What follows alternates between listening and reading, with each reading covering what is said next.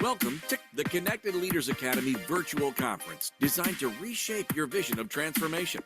As we navigate the evolving business landscape, our speakers will unveil innovative strategies to manage and initiate change. Prepare to adapt, innovate, and lead, ensuring your role as a catalyst in this transformative era. Have you ever had a life-changing experience? I'm sure you have, but I had two in 1 year. So I was at a job for 20 years and I lost it. It was around COVID, but not during COVID. So much for job security, right? Trying to level up in where I was as a manufacturing company for printing. So I lost a job. I guess they closed it around October of 2019. And for me, I wound up staying till May of 2020. Why? Because I was in the logistics area. So I got to be one of the last lucky three, I guess you could say in a sense, right? To be leaving that facility because I got to see everything stripped out and go on. So it went from a fully functional manufacturing company of maybe 100 plus people down to a shell, pretty much sweeping the floors, getting it all out of there. So number one, that was my life-changing experience there. Figuring out what I was going to do next, I wasn't really sure, but I always wanted out, and here I was looking as an opportunity in the end. It took me a while to get to that point, and I'm sure things happen to you too. And we have to learn that it is an opportunity. To find that, it's kind of hard. So I kind of stretched it out. I went till the end.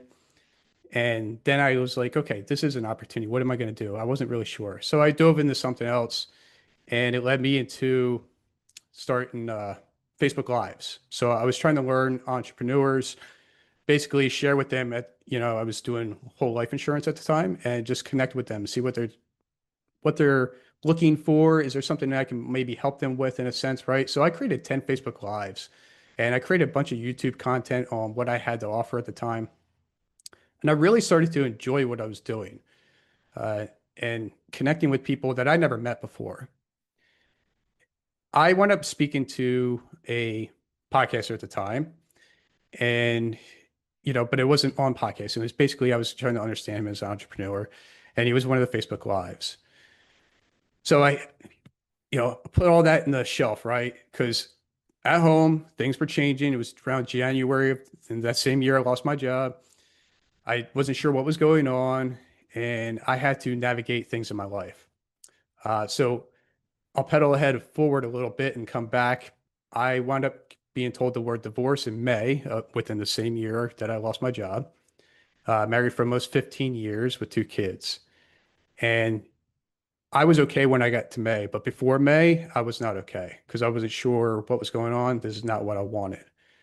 So how did I help myself to get to basically where I'm at today, right? And navigate through that course of time? I wound up listening to a podcast back in January before that word came up. It was a podcast I listened to years ago. It's still available today. It's called The Dad's Edge. Check it out if you're interested. I found out they had a membership thing, right? And so I jumped on the membership that they have, virtual calls, everything going on for men, right? And I was never one to share anything in my relationship. I never thought that was something that we do. But with me not having those close people around me that I could kind of talk about it and lean on, I found strangers to be the best set of people to navigate me through what I was going through. So I never jumped on those calls, but I did connect with about 4 or 5 men, one I consider like a coach. And he kind of helped me get to the point where I was stable when that word came up. Because it was nothing I ever wanted, right? I never wanted divorce. It was always ingrained in me not to do it because I've seen history in my past of my family members having a divorce. So those are my two life-changing experiences. And mind you, I didn't podcast then. I was navigating through things. I had to work on myself in all areas, right? So I worked on myself mentally, emotionally, physically, spiritually, relationship wise, and then business and finance. Like those are my 5 areas I slowly worked on over time. Well, it was in 2 years after that I wound up going to an event something new, something I never would have done if I was still married with kids, right? Because I was stuck in a mold. I was going to work, coming home, taking care of the family, taking care of the house, rinse and repeat, right? That's basically what society tells us to do. And I took a leap. I didn't know what I was going to be doing the following year when this guy was offering a ticket to go to this event, which is not far from where I live. And this is the podcaster that I was mentioning before. And it was nothing to do with podcasting. Well, I mean, he had, there was a little bit, but it wasn't like a huge event just for podcasting. It was basically about growth and everything. So I go to this event. It's like 2 days. The one morning I woke up, I went downstairs to have breakfast. They had a buffet of breakfast, and he was there. And he just said, come sit down with us. So I sat down with him and a bunch of other guys that were there. Well, he was running the event, so he had to leave, and then a few of them went too because they were speaking. There was one man there, and I always say this. I wish I remembered his name, but it was just him and me. And he's like, "Well, what do you want to do?" And so I had to like, I don't know if I quickly thought of something or I had to take some time, but I said podcast, right? And he goes, "Well, do you have anything recorded?" And I said, "No." I said, "But I have these 10 Facebook Lives that I did like 2 years ago." And he's like, "Oh, just strip the audio from that." Right. And so I sat on it. And at the time, I told him that these 10 Facebook Lives are nothing that I want my podcast to be. And I thought about that forever. And it took me 6 months to do what he shared with me. And I wish I did it sooner just to strip the audio and get started. But there's a reason I waited. For whatever reason that is, I'm not sure. But I waited and I wound up stripping the audio. I wound up releasing these 10 Facebook Lives in audio, and Life's Checkmark podcast was born. Right. So as I suggest, I started a podcast starting with episode 0, where I stated, hey, these first 10 episodes are about X. And then everything thereafter is what the real podcast is going to be about. So it led me on this journey of my podcast. It led me on this journey of listening to others and how they experience their lives, their journeys, whatever they went through. And now I'm speaking here to you and talking about this for almost probably episode 155, I think, is coming out soon. So 2.5 years into this, a lot of people I've met along the way, in person, on the podcast, virtually. It's allowed me to grow as a person. And you can do the same thing as well, not just being a listener, but you could also be a podcast host and just receive all the information like you're receiving now. You're receiving all this information from the people sharing their journeys, their experience, their um, facts and information, knowledge that they have to give to you. And you get to choose what you want to carry on in your life. But to go from, somebody actually talking to you and having a conversation is totally different than trying to read through a newsletter or watch a tutorial or something like that, right? Something to kind of help level you up. It's totally different when you're having some kind of experience in a conversation with somebody else. So I carry a few of the stuff that I learned with the people I've met. And I've had a huge opportunity to meet some of these people this year that were on my podcast like 2 years ago. I was able to travel and, got me to speaking and everything else like that. So podcasting really has changed my life. It's gotten me to this stage here, in my life where I don't even know where I'm going next, right? But I didn't start the podcast to, create an audience or monetize it. That was not why I started. And I truly believe knowing your why, like a lot of people do as entrepreneurs, business, you know, what is your why? Why do you want to have a podcast? What is it all about? Knowing that is what's going to continue to keep moving forward.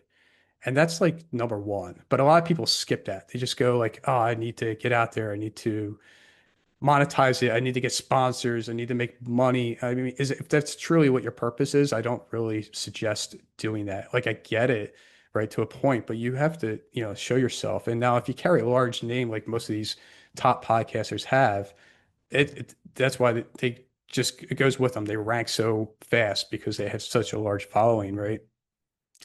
But you have to start somewhere. So focus on your why first. And it doesn't take long. Figure that out. And after that, start with recording 10 episodes. You can do audio, you can do video. It's up to you, right? A lot of people get these nerves. Like, I'm an introvert. I, now here I'm speaking, right? Like, it doesn't make sense to me. I'm still trying to figure it all out. Uh, but you can do it. And it might take some time to get in front of the camera. You might maybe do audio, video, and you just don't release the video portion, or you just do audio strictly for a little while. Now, I've always did audio video, but I never released the video until like episode 30 something, just because, it was another avenue that I had to shift and learn. And there's a bunch to podcasting, but we got to keep things simple. You got to keep it very simple. Otherwise, you're going to give up. So, 90% of podcasters quit after episode 3. And that's simply for the fact that they're not preparing themselves. They're not figuring out their why. They're not recording 10 episodes. They're not doing the minimum standards that I suggest because of, they just want to jump into it and say, oh, I launched one. And then now they got to figure out when's the next one. Are they going to have it ready? So you always have to be prepared in the beginning. It's like building a foundation for a house, right? You always have to start from the ground up. And then there's another statistic out there. Like if you surpass episode 21, you're in the top 1%, right? Because a lot of these podcasts start and they stop. So there's about, I want to say it could be like 4 million, right? That's out there at the moment. But there's only about 4 to 500,000. They're actually posting one new episode per month. That's not a lot, right? And I'm posting one per week. It's just something I always did. And, sometimes I did 2 if I had it, but I never really threw it out there and say, hey, there's 2 coming out, even though I didn't have it prepared. I always made sure I was prepared to do that. And I always suggest that as well. Like make sure you have one before you go ahead and just say, hey, I have 2.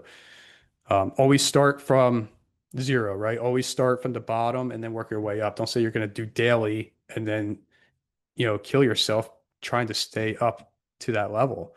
Because once you fall off, somebody's going to recognize that. So you always have to be consistent, right? If you're going to follow up with your leads, you're going to follow up with your clients and everything with the phone calls and all that stuff. Like this is the same thing. You can show up as you can create it for your business. You can create it for just like I do, like for people sharing their journeys in life. You can create, comedy. They're all out there. You listen to them, I'm sure, and you watch some of them, I'm sure as well. But they're all available to you, and you can do anything you want. Yes, some are going to be different than others, and some are going to be better than others, right? Some people might not want to listen to the comedy shows, and some people might want to listen to something like I have. It's just what everybody leans towards, right? Another statistic I have here is about video, right? So video, 17% of all podcasters record video. 17%. Like that's not a lot. And then a staggering 61% of the top 150 podcasts, they consistently release that video content. So what that is saying is that there's a lot of room for growth in the video area, even though that people think that everybody's doing it. Everybody's got a studio. We all don't have studios. I mean, I'm in my house, right? Yes, it could be a lot better than what it is now, but it works. It does the job. And again, you got to start from the bottom and then work your way up, right? You don't have to have top-notch camera, top-notch lighting or microphone. I mean, you work with what you have and slowly progress. Over time, yeah, you'll get there. You can build it up and you can have better things because we all want to show up. We all want to have top quality, of course, but I always want to focus on you as the business owner, entrepreneur, or whatever it is that you want to have your podcast be about. Is just to start in a sense of let's get this ball rolling a little bit, right? So you can get those 21 podcast episodes up and done and then carry it on out through there. Well, how do you find these guests, right? Who are these guests? Where do they come from? For me, I first reached out to like friends and family that would be a good fit for my podcast. I got to, I already knew them, right? But if I didn't really know them that well, I would talk to them for about 20 minutes and just, hey, this is what it's about. Do you think it'd be a good fit? And go from there. And then we schedule a podcast episode. That's how I started. Where I am today, I have a laundry list of people waiting to be on my podcast, which I'll be pushing out my calendar soon. People, other podcasters, just start sending them your way as long as you're open to receiving this. And then there's all, Facebook groups and all that other stuff out there. There's paid services you could do as well. But I think finding the people in your network is a really good resource. If you want to talk about, monetizing a little bit, right? Sponsors are, everybody's like, oh, I need a sponsor. A lot of those sponsors, they are, looking for a lot of downloads. And from what I hear, I never really explored the sponsorship area because of just what I hear. I don't need to go down that route. They're going to pay pennies, compared to the number of downloads that you're getting. So I don't even chase after that. There's ways you can figure it out, who to go after and everything. And I share some of that. But the best way too is like if you're a business owner, you have something to sell already. So why wouldn't you just sell your own product? You don't have to pitch it hard or anything like that, but why wouldn't you just, give yourself a link or anything like that? It doesn't hurt. So you don't always need sponsors to help. Does it cover some of the costs? Sure. But I think that you could probably make more with what you already have to offer. If you don't have anything to offer, you can create it as you go. Uh, Again, mine was just to start to learn some people's journeys. And then now I created things, right? I created a business out of this, not knowing I was going to create a business out of this. And it's been a fun journey for sure. Um, as far as going back to the video part, as far as, seeing that all these people that are in the top podcasts and they're releasing just these videos and you see all the clips all the time, right? So you can kind of follow their lead a little bit. And then, the clips is a big thing. It gets people to see it, but it's not necessarily going to get people to go ahead and become a, a listener, right? On a podcast. Your has video clips up, and the video clips will just show you a part of the episode. Now, do you actually go ahead and you go subscribe to this podcast you're going to listen to later on audio? I don't know. I don't find myself doing it as much, and I'm a podcaster. There are a few that I might jump onto because I'll see the video clips over and over and over again, and I'll be like, hey, I want to listen to this in the car or when I'm going for a walk. So that's one thing to think about video clips. It's a way for people to see you more, right? And then they might actually start to engage with you on social media or something like that, but they might never really listen to your podcast. Um, the best way at the moment is to get that clip to go to like your YouTube video. So it's not strictly just audio, but it's YouTube. And then on YouTube, a lot of people do not like listen to YouTube videos. They'll actually put it on mute or whatever. So if you have that, if you're doing this, have it where it's got captions. People are watching these at work or whatever. And, I don't know when else they're watching it, because I usually when I'm listening or watching something, I'm doing something else for the most part. So I have to hear it. But when they're watching it and it's at work or something like that, it's got to be on captions so nobody else knows, right?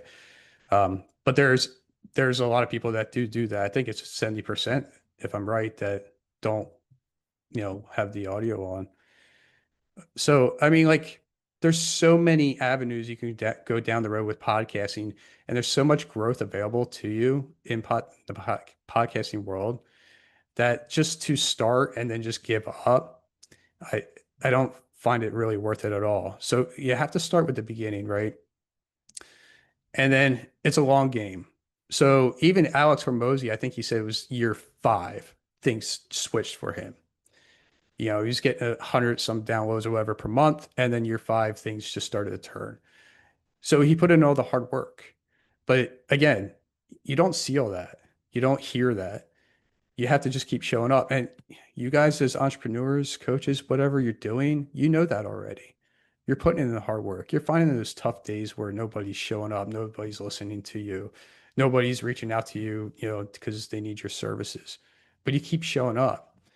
You're that person. You have that drive. And if you're going to put a podcast as part of your marketing or strategy, to get out there a little bit more, keep showing up. It's definitely a long game. It's well worth just growing your network. Uh, you can also so you got two things you could, well, three in a sense, right? What kind of episodes do you launch? You could do solo, and you could do interviews, right? For the most part.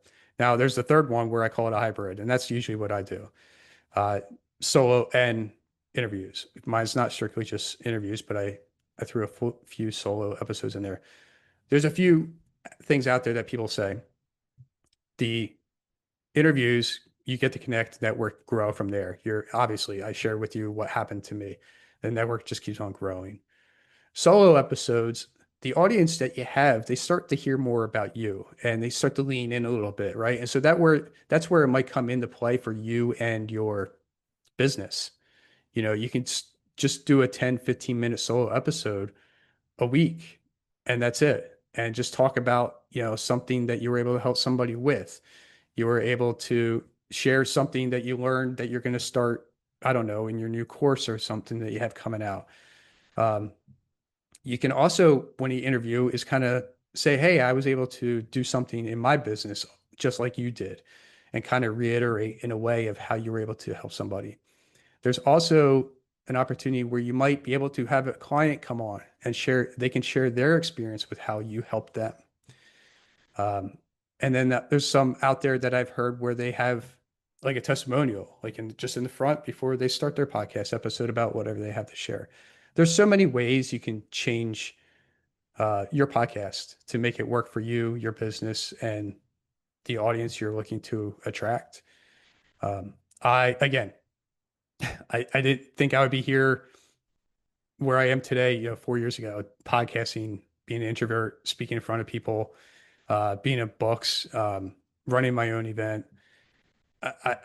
It's just definitely life changing for me. I'm looking forward to what's coming up, whatever that is. I I don't know. There's a few things in my plans at the moment, but I want you to consider, if you don't have a podcast, consider put it on your list. Why didn't you start one? How do you start one? Where do you go from here? What will it do to help somebody else, right? Mine's been around the world. And literally, the one person I can remember is from Tasmania. And, we've been friends ever since. So I want to offer this to you to give yourself an opportunity to think about podcasting. It's not going anywhere. It's just getting bigger and better. You just got to get over the nerves of not doing it. So thank you.